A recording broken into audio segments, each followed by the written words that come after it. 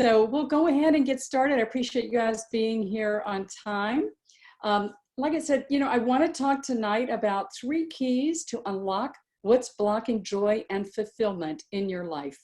And I see Hannah's joined us too. Fantastic. So, during the last 9 weeks of our global pandemic experience, you probably, like myself, have had a lot of conversations with people, socially distanced, of course, or on Zoom, about what's really going on and what are they thinking about right now, and what's kind of happening in their world. And one of the things that I've noticed and why I wanted to talk about this topic tonight is that I believe people are really beginning to do a deeper assessment of their life and what they like about it and maybe what they don't, and they want to start making some changes. But maybe they don't know exactly how to get that process started. So I'm hoping what I share here might help jumpstart some ideas for you if that is something that is of interest to you. Hey, Heather, thanks for joining. So, big decisions too, like I think people are looking at their jobs. Some people still have their jobs, some people don't. And so naturally that gives a lot of attention to what you do during the day. Is that something that really fulfills you or not? People are looking at their relationships differently. This is a person I want to stay married to. I mean, this is just the real stuff that has come up for lots of couples during this time of being quarantined and having kids at home and a lot of different routines and challenges. It's just natural that it would give you pause to kind of look at all facets of your life.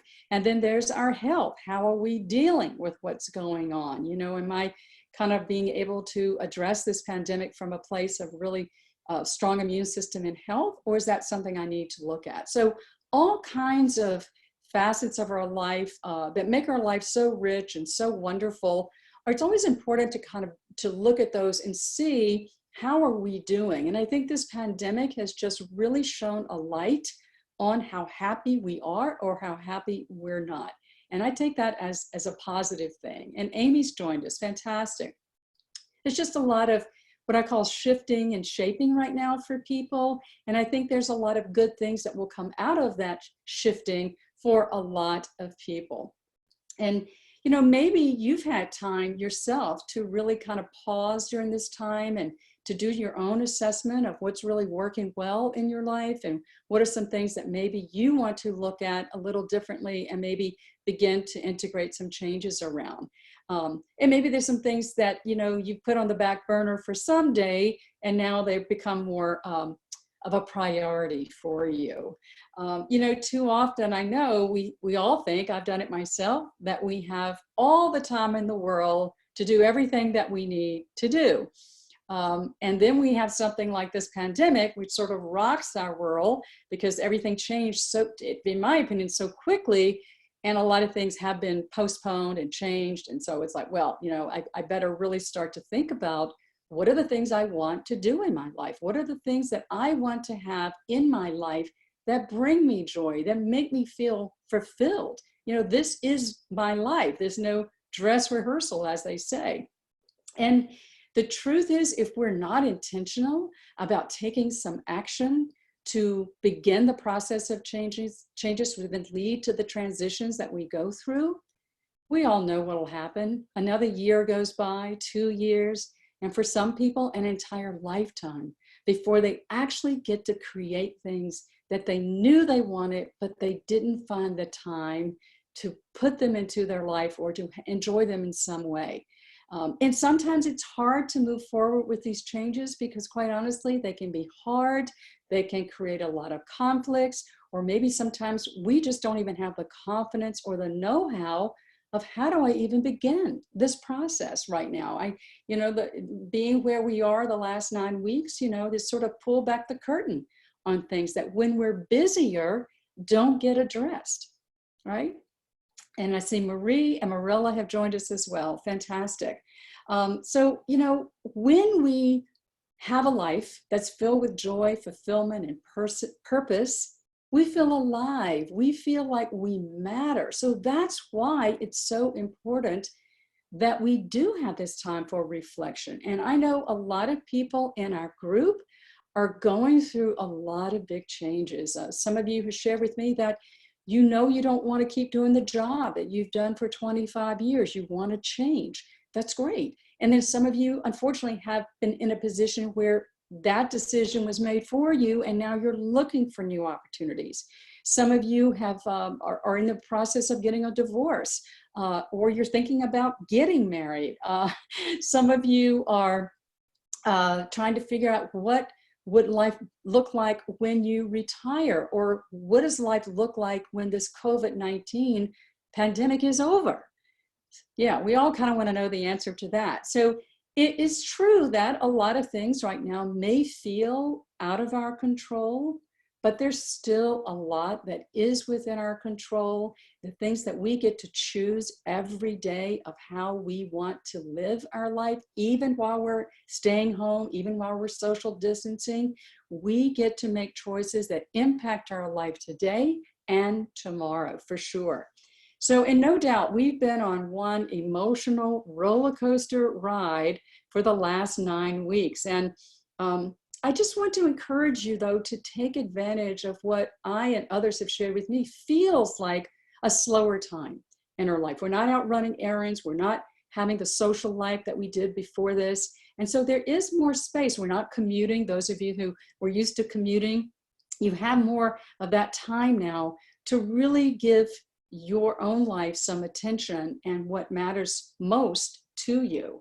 And creating the life that you want doesn't happen by, putting clip-ins on a vision board. I mean, that's fun, but this kind of work really takes some deep, deep reflection, and it takes having the courage to sort of reveal to yourself first what's not working, what changes you think you need to make, what might cause conflicts if you decide to make those changes. So I'm not saying this is easy, but it is necessary for you to have the life that you truly want, and one that you know is going to bring you joy and fulfillment. Hey, Michelle, glad you could make it. So we also have to have the right mindset to be able to put any kind of plan of action into place and to be motivated to do the hard work, as I just outlined. So what I want to share with you tonight are just 3, I call them keys, that I know from my own work and my work with clients will help unlock things that might be blocking you from having more joy and fulfillment in your life. And if you're coming to this tonight and you're thinking to yourself, well, Jennell, I'm pretty happy with my life. I'm like, fantastic. But if you would just listen to what I'm going to say, because maybe there's a tweak or a slight refinement in something that would help you if you're not in a place of sort of making bigger changes, because we can always improve. And I don't think we can have too much joy in our life, right? So let me start with the first key. And if you want to grab a pen or iPad or a pencil, you can jot these down, and I'll expand on each one.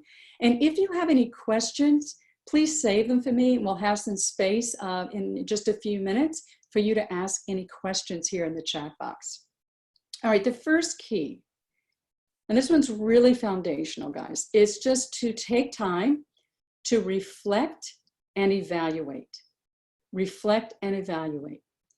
And again, taking advantage of this slower time that many of us are going through, and then looking at your life with what I would call fresh eyes, and being super honest with yourself about, the different facets of your life. Like I said, your relationships, your health, your finances, your career, your spiritual life, whatever those are for you, kind of map those out. And, maybe there's some things that are holding you back from being as happy as you possibly can be, or as successful, and that they're blocks, but you just haven't had the time or the energy or the know-how to address them.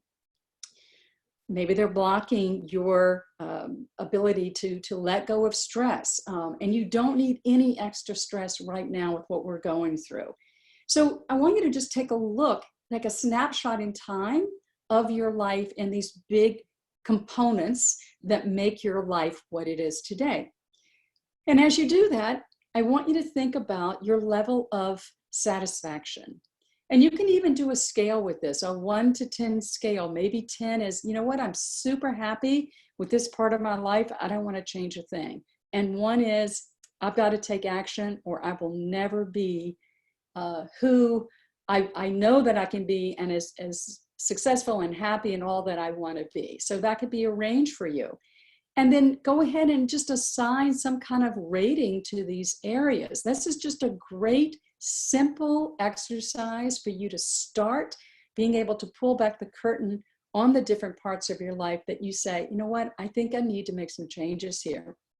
All right, so you've got to be really honest with yourself, guys, because avoiding something that you know is blocking your joy and fulfillment, it's not going to go away if you don't address it. There's that old expression, and I don't know where it comes from, but what you resist persists, and that's definitely true. So in not dealing with things is not a strategy, it's just a delay tactic, right? We know eventually we have to deal with it. And this is a good time because this is a time where I think we'll have more time at home probably than ever. And not addressing stuff just prolongs your pain, keeps you from feeling happy and content with your life. And you deserve to be happy and very happy with your life and be very content and fulfilled. So that's the first key. The second key is to then prioritize and take small steps. And what I mean by that is after you kind of go through that first key and take that snapshot of your life and do an assessment of where your areas that you are good with and areas that you might want to make some enhancements, you know, I want you to do that and then prioritize 1 or 2 of those areas. And look at that. Which one is going to give you the more positive impact on the short term and then maybe also on the long term? So maybe you've got a list of 3 things. So just pick 1 or 2 of those, no more, that you can start right now, tomorrow, to take 1 action towards improving. And I want to give you an example. Let's just say you decided after 20 years that you no longer want to be in the banking industry. I'll just pick that. You want to do something different. You want to change careers, but you don't know about, you know, other opportunities. So you think to yourself, what is 1 step that you could take right away that would give you some information or some experience in a field that you might be more interested in to kind of test the waters, to learn more about it? Taking 1 step leads to another step, to another step, to another step. And then before you know it, you have momentum that inspires you to keep going. Sometimes it's just the hardest thing to kind of name it, to identify it, and then to take that 1 step. And then you're off to the races. And I would not advise anyone to try to tackle more than 1 or 2 big changes in your life at any time.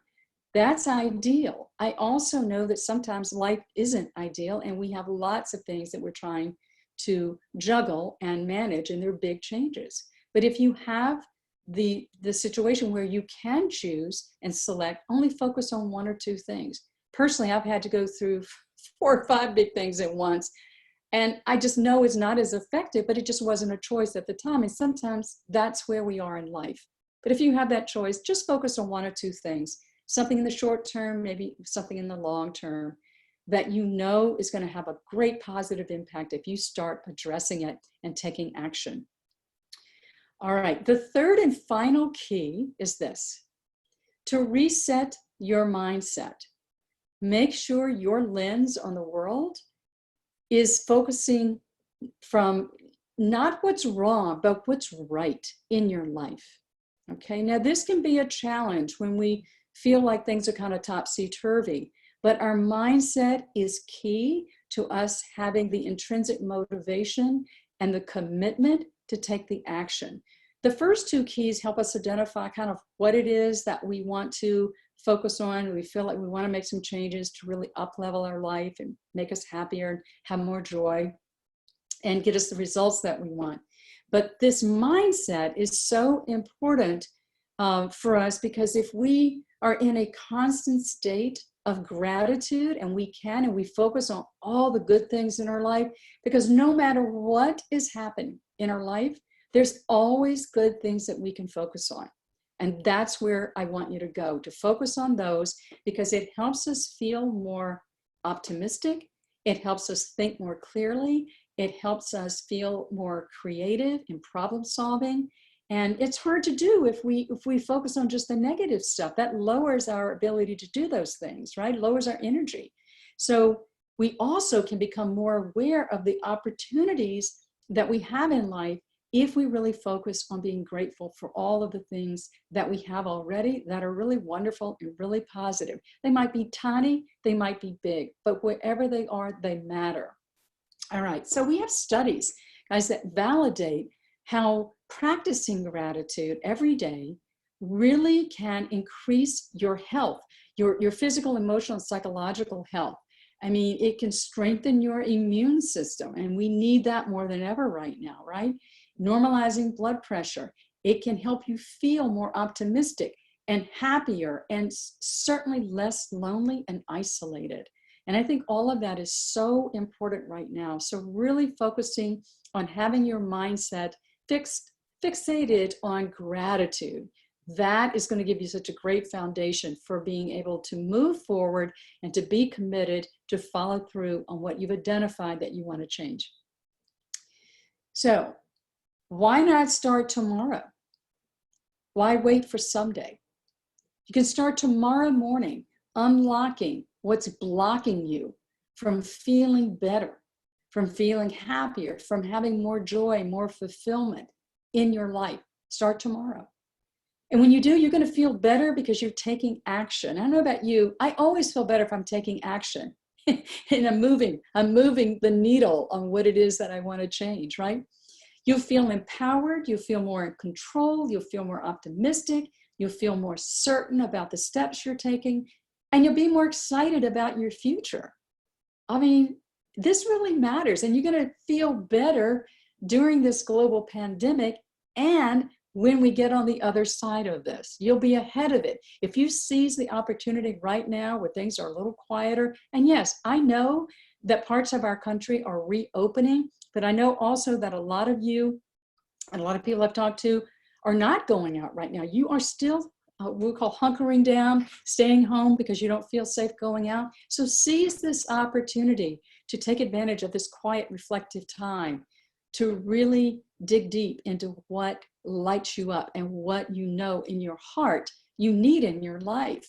So I just want to encourage you to take advantage of this time now so you can have more of what you really want in the future. And I'm going to close with a quote from Jim Rohn, who you guys probably know was a speaker. He's now deceased, speaker, author. And at one time he was a mentor to Tony Robbins in the 70s, which I didn't know until I looked this up. But here's the quote, and I think it's appropriate. Your life does not get better by chance. It gets better by change. Your life does not get better by chance. It gets better by change. So what I shared with you here is just one example of the work that I do with a lot of people who are going through big changes and the subsequent transitions that come when you make big changes. And so if this is something that the people I work with, they're committed to making these changes, but they just need some guidance in sort of the implementation and getting a plan together. And some of the folks I work with are really kind of recreating their identity, even their future, because they believe, and I believe, that our best years can come after midlife, that our best years are still yet to be experienced. And that's, of course, a lot of our mindset as well. So I'd like to see if there are any questions. Please put them in the chat box. And also, if this is something that you're struggling with right now, if you'd like to talk to me to see if it would make sense for us to collaborate in some way, I'll post my calendar link here, and you can just schedule a quick call with me and we can chat and see if this is something that we think is a good fit. And if not, that's okay too. But I just wanted to share, and I'll recap these 3 keys while if any of you are thinking about putting your questions in the chat box, that would be great.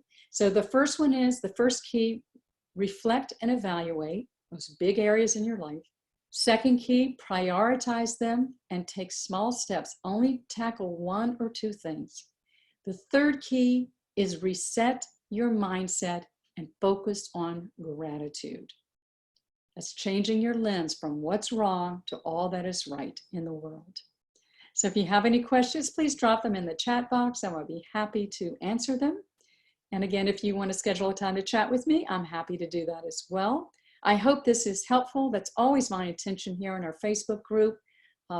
So I don't see any questions being chatted in right now, but this will stay up. And if anybody has any, I always come back and look at it. So thank you to all of you who showed up live tonight.